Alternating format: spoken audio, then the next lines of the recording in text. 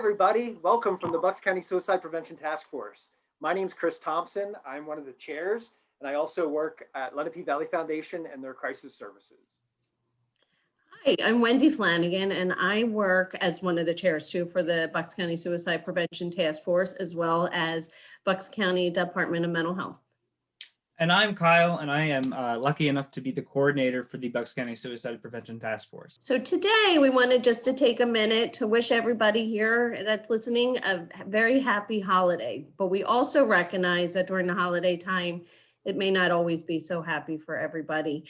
So, in Bucks County, we do have quite a few resources that are available for people if they want to reach out. We have our crisis services, an 800 number that's available 24/7. We also have a first responder hotline that's available for our first responder and healthcare workers, and that's also 24/7. We have our mobile crisis line that's available too 24/7.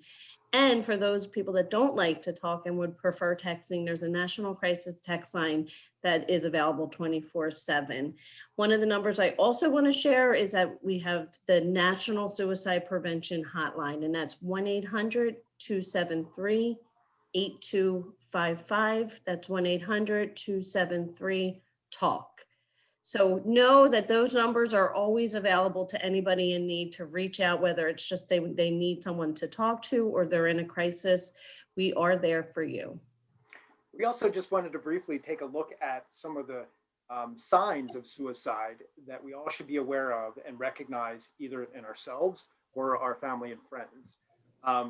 So any direct discussions or talk about wanting to die by suicide is something to be concerned about, and we need to take that seriously at every step out there. If someone's talking about wanting to die by suicide, do not take that lightly. Reach out for help. Call one of the numbers that Wendy just spoke of. Other things. And have the conversation. Just if someone's talking about it, have that conversation with them. Yeah, have the conversation. Ask them. Become curious about their suicidal talk, and ask them for help.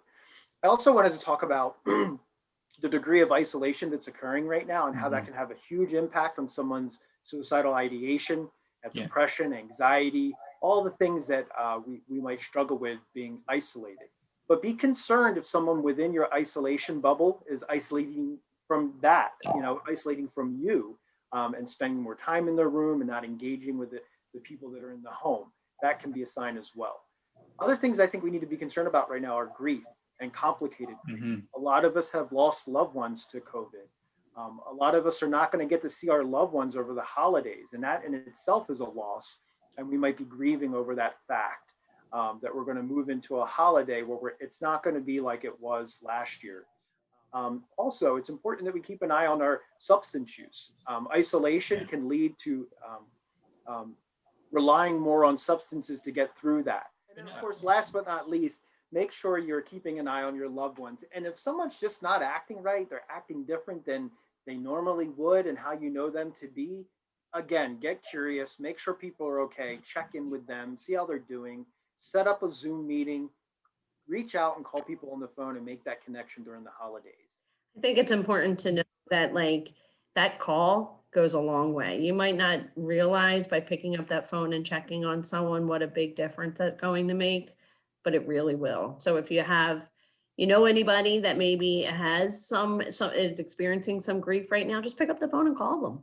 Yeah. Check in on them, see how they're doing. I think that's something that I've really appreciated a lot, both prior to COVID in my own recovery as a suicide attempt survivor, knowing that I have people that I can just call. I don't expect a solution from them. I just need them to understand how I feel, and then I can get through my day a lot better. And don't underestimate, that weight on yourself. Like, even if you haven't struggled before, everyone's being challenged right now. And I think that when you talk to somebody else and invite them in just to share that load, then you're going to recognize how much better you feel. Why don't we talk a little bit about some things that we do to take care of it? Yeah. Sure. Yeah. So Kyle, you want to start, Kyle? Yeah, well, I'm lucky enough to have a dog named Leia, who I, after Zoom meetings or when I'm really stressed out or if I'm overwhelmed or just I feel trapped, I can go and give her a hug and she'll, be happy. And she's a princess. And well, yeah. You don't need a dog to do this, but it helps. She reminds me to go on a walk as much as I can, right? And weather permitting, or even not permitting, I need to get outside every day because, with this new world, it's sort of, we can underestimate how important for our health just being outside and being out of our routine a little bit can be for us. I myself like to engage in running and getting outside as well. Do a lot of hiking with the family. That's nice. But I do run a couple miles on Saturday and Sundays when I can. The other thing I've been trying to do is just remain on the moment, staying present in the moment right now. Yeah. So when I'm on the job and I'm working, I stay focused. And when I'm with my family and kids, I try to be mindful and present with them in the moment.